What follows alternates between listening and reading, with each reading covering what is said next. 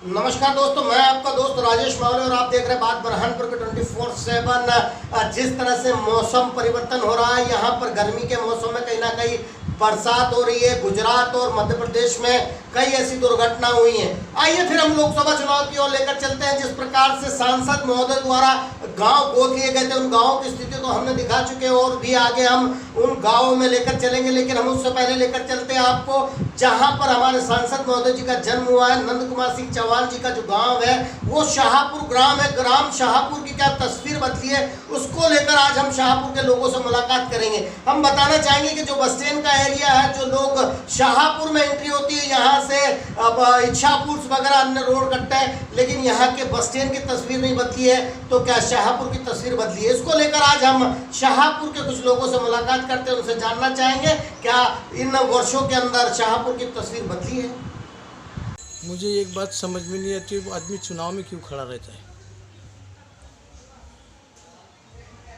इतनी बार उस व्यक्ति को यहाँ के जनता का प्रतिनिधित्व करने का मौका मिला,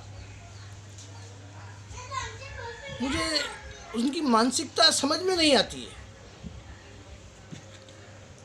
या दूसरे शब्दों में ये कहूँगा कि वो सांसद या विधायक किस बात के लिए बनते हैं, ये उनको पता है कि नहीं, ये भी मुझे इस बात का मुझे ज्ञान नहीं है।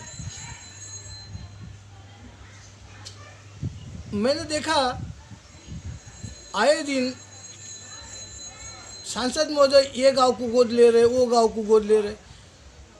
पता नहीं वो गांव जो गोद में लिए थे वो नीचे उतारे कि नहीं, उनको इसका भी पता नहीं। अरे जिस गांव में हमने जन्म लिया, जिस मिट्टी ने तुमको नवाजा, उस गांव के लिए आपने कुछ भी नहीं किया। मैंने जब जब देखा उनको, उनकी तारीखें मेरे पास में है। क्षेत्र में दापोरा में कोई आदमी जिसका देहावसान हो गया, वहाँ पर बैठने के लिए जाना, शादियों में जाना, और लोग आएंगे उनकी बातें सुनना। पुलिस स्टेशन की बातें ज़्यादा से ज़्यादा होती है। आपको जिस बात के लिए लोगों ने चुन के दिया, इस शाहपुर नगर ने उनको नवाजा। नवाजने के बाद में शाहपुर को क्या दिया, ये उन्होंने सोचना चाहिए। जब जाके आगे का चुनाव लड़ने के बारे में भी सोचना चाहिए। आप यदि कहेंगे कि शाहपुर को ये सौगात मैंने दी, मैं इस बात को मानूंगा। आज तक उस व्यक्ति ने न तो सामाजिक रूप में कुछ दिया है, न शैक्षणिक रूप में कुछ दिया है, न औद्योगिक रूप में कुछ दिया है, न बेरोजगारों की बेरोजगारी के लिए कोई प्रयास किया है, न यहाँ के किसानों का प्रश्न कभी उठाया है। गांव में कितने सालों तक स्वास्थ्य केंद्र नहीं, आज भी हमारे हॉस्पिटल में डॉक्टर नहीं है। ये जिम्मेदारी है। अरे ये गांव के मिट्टी से आप जुड़े हुए व्यक्ति है, अपने ही गांव का विकास नहीं कर पाओगे, जिले का विकास क्या करोगे? आपकी जिम्मेदारी तो ये बनती है, नंद कुमार सिंह चौहान की जिम्मेदारी ये बनती है, लोग आपको अपना प्रतिनिधित्व के रूप में लोकसभा के अंदर भेजते हैं। आप यहाँ के क्षेत्र की बात वहां पर नहीं करते हैं। आपका जो काम है, संविधान के बारे में सोच होनी चाहिए आपकी, इस लोकतंत्र को संबल देने की बात होनी चाहिए आपकी, देश के प्रति आपकी बात होनी चाहिए। आप अपने गांव के प्रति ही जागरूक नहीं है, देश का क्या विकास करोगे? यहाँ पर लोगों की मानसिकता मैंने देखा, शाहपुर से न तो कोई आईएएस बन रहा है, न आईपीएस बन रहा है, न कोई शैक्षणिक दृष्टिकोण से आगे बढ़ रहा है। आपके पास में इतने साल का राजनीतिक सक्सेसफुल इतिहास है आपका, और इतना सारा होने के बावजूद भी आपने उन लोगों के बारे में सोचा नहीं। आपने खुद के जमीन पर कोई कॉलेज नहीं खोला, जमीन भी गवर्नमेंट की हथिया ली। वहाँ पर मैं तो दुर्गा भाभी जी का धन्यवाद देना चाहूँगा, उनके मन में वो बात आई और उन्होंने वो कॉलेज खोलिए। बाकी तो हमारे न नगर में कोई शासकीय कॉलेज है, न उनकी कोई सोच है इसके प्रति कि हमारे नगर में शासकीय कॉलेज होनी चाहिए। बार बार मैं देखता हूँ कि वो ज़्यादा से ज़्यादा लोगों को धार्मिक अंधश्रद्धा के तरफ ज़्यादा से ज़्यादा लेके जाते हैं, उन प्रोग्राम में जाते हैं। और मुझे ऐसा लगता है कहीं तभी वो सामाजिक उत्थान की बातें तो मेरे ख्याल से सोचते नहीं है। लोगों को मानसिक गुलाम कैसा बनाया जा सकता है, ऐसे कार्यक्रमों को सपोर्ट करते हैं। मैं ये निश्चित रूप से उन्हें कहना चाहूँगा कि आपने इतने सालों में कुछ आप कर नहीं पाए हैं, आपका नैतिक अधिकार नहीं बनता है कि आप यहाँ से चुनाव लड़े, चुनाव जीते या संसद में जाए। पहले हमारे गांव के बारे में मूलभूत समस्या हमारी जो है, आज भी हमारा यहाँ का बेरोजगार युवा जूझ रहा है, किसान जूझ रहा है, यहाँ का स्वास्थ्य से संबंधी बहुत सारी समस्याएं है।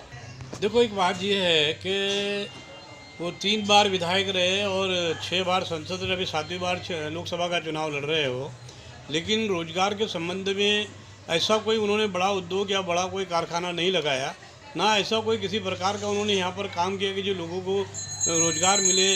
उन्होंने एक विशेष वर्ग के लिए ज़रूर काम किया है कि एक विशेष जाति के लोगं को उन्होंने कुर्सीगंज मंडी हो, यहाँ की सोसाइटी हो, निजी कोई बैंक हो, जहाँ पर में मतलब ये इस प्रकार की जो प्राइवेट सेक्टर में जो भी है, तो एक विशेष वर्ग के समाज के लोगों को उन्हें लगाया है। और विशेष वर्ग के समाज ही दिखता है। अनुसूचित जनजाति के लोगों को और मुस्लिम समाज के लोगों को कैसे कहते हो, कोई भी क्षेत्र में आपको दिखेंगे नहीं। चाहे बुरहानपुर की सोसाइटी है, अन्य कहीं भी हो, सहकारी क्षेत्र जितना भी है एक विशेष वर्ग से भरा हुआ है। और एक बात यहाँ पर मैं बता दे रहा हूँ कि उन्होंने ऐसा किसी प्रकार का कोई ऐसा कार्य नहीं किया है कि जिसकी सराहना की जाए। रहा सवाल यहाँ के जो फोपनार का रोड हो या इसका रोड हो, आज जो लोगों को मन के ठेके भी जो रहते हैं, वो ठेकेदार भी कभी भग जाता है, वो चलाता नहीं है, वो रोड भी ऐसे बन जाते हैं कि कभी उसको दिखती नहीं है। तो इस प्रकार की सारी जो बातें हैं, अभी आप देखिए फोपनार जाकर क्या रोड की दशा चल रही है। अभी ये रोड 5 साल के बाद अभी नाचन खेला रोड बना है। तो कैसे कहते हैं, इस प्रकार का उनका कोई विकास के ऊपर कोई ध्यान नहीं रहा। और क्षेत्र में मेरा जहाँ तक ऐसा समझ है कि मेरे को तो इस प्रकार का कोई उन्होंने विकास नहीं किया। बुरहानपुर बोलो, आज वो बुरहानपुर क्षेत्र जो है, आज वहाँ बुरहानपुर पर पर्यटन होना चाहिए था कि बुरहानपुर में छतरी जयसिंह की है, वो बहुत बड़े किले हैं, वहाँ पर भोरी समाज की दरगाह है, और संत कबीर साहब का मंदिर है, और यहाँ पर रेल स्टेशन जो है बुरहानपुर खुदा का नूर कहा जाता है। लेकिन यहाँ पर इस प्रकार का किसी भी प्रकार का पर्यटन की बातें नहीं होती। अगर इस प्रकार होता तो आज यहाँ पर नवयुवकों को रोजगार होता, नवयुवक लोग मिलते। तो नंद कुमार सिंह ने इसी प्रकार का कोई काम नहीं किया है। पर एक बात पता नहीं आती कि पहले बोलते थे कि भाई मेरी सरकार नहीं है, मैं कुछ नहीं कर सकता, मेरी सरकार नहीं कुछ थी। तो गली से तो दिल्ली तक उनकी सरकार थी, वो चाहे जो कर सकते थे, लेकिन उसी किसी प्रकार की मंशा नहीं है काम करने की है, ना ही वो करते हैं। उनका इस प्रकार का ये रहा स्टैंड, बाकी ऐसी कोई बात नहीं है। क्योंकि अभी 5 साल में इसने तो भी अच्छे काम किए, या इन्होंने स्वयं के अपने स्कूल खोले, स्वयं की अपनी बात बोली, या किसी प्रकार का इंजीनियर कॉलेज नहीं है। गरीबों के बच्चे वंचित रह जाते, प्राइवेट स्कूलों में अपना पैसा नहीं भर सकते हो, तो कहाँ से इंजीनियर डॉक्टर बनेगा। यानी यहाँ पर नंद कुमार खुद नहीं चाहते कि यहाँ गरीबों के बच्चे आगे बढ़े या किस प्रकार के वो इंजीनियर डॉक्टर बने, इसलिए उन्होंने अपनी प्राइवेट स्कूल यहाँ पर एक खोल के रखी है। चिटनीस ने अपनी एक स्कूल खोल के रखी है, कॉलेज।